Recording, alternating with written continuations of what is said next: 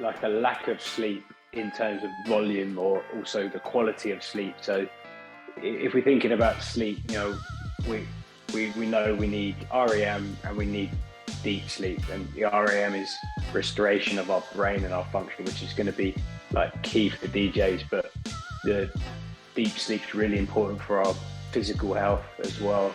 And a sleep cycle lasts about 90 minutes, and depending on your routine before you've gone to bed, you might get a really good sleep where you're getting into 25-30% REM and deep sleep, but you might have had late caffeine, you might be a bit stressed, and you might not get that restorative quality. So even though you've been in bed for 6.5, 7 hours, you've actually had a poor sleep because that both deep and REM weren't great.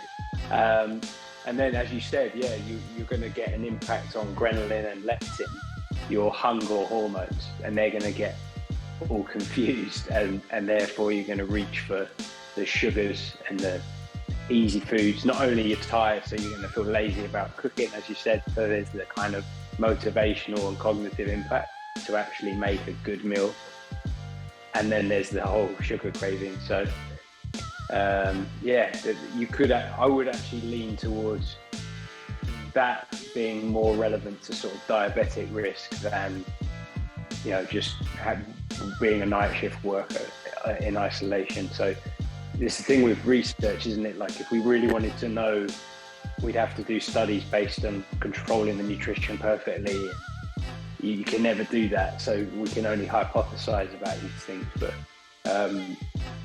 and then the other thing you were talking about there is really, really interesting around just like lifestyle, timing of food.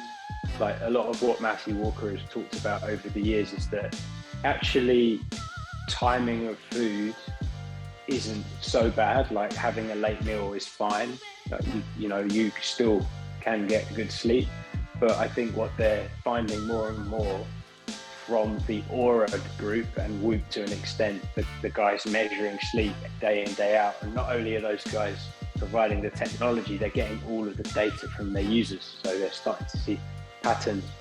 And I suppose the obvious pattern is late meals or late carbohydrates are probably impacting on the quality of sleep, deep sleep, and then also a little bit into resting heart rate. You're working a bit harder through the night, so on a micro level, not such a big deal. But if you're doing that every now and then, but if you were to go to bed late eat late for a long period of your life, I don't think it's great. So something I certainly, from an anecdotal personal perspective, and also having a toddler, I eat earlier now and I feel a lot better for it.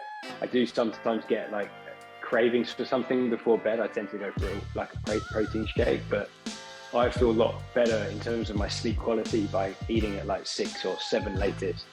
If I eat at 9, it screws me up pretty bad. So, a lot of nutritionists that I work with encourage like a healthy carbohydrate before bed, or perhaps a mixed kind of carbohydrate and protein shake, especially for athletes that actually need the calories and need that for the next day of training, because it acts as a fuel.